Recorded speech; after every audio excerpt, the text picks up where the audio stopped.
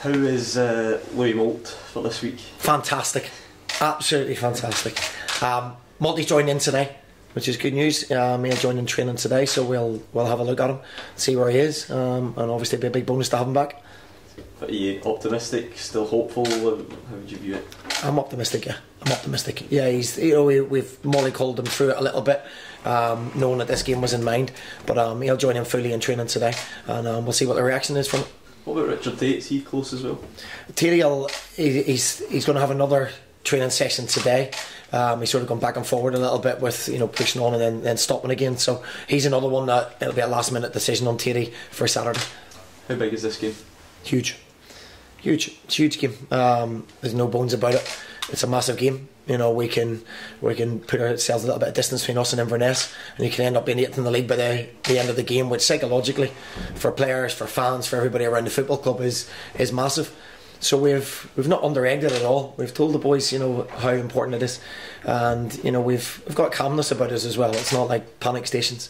We know what we need to do, and we know the importance of the game. What do you do to avoid the panic, if you call it that, at dropping into the playoff spot so late on in the season?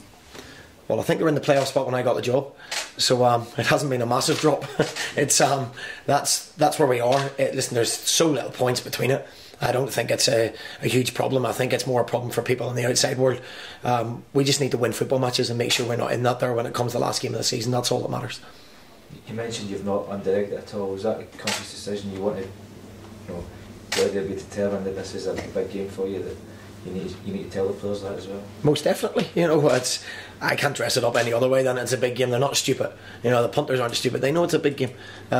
We made it well aware that there was a 15-20 minute period in the Partick game where it wasn't good enough, and that's not acceptable. And they came out and they responded to that in the second half, and you've seen how the crowd got behind them.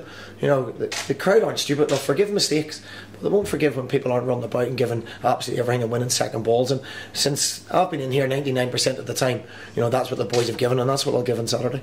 Given the first half on Saturday, given the run that the team's had at home, a long time without a win, is it important really to start well on Saturday, get the crowd behind you, get any kind of negative thoughts out of their heads as well? Of course. I think the crowd have been fantastic.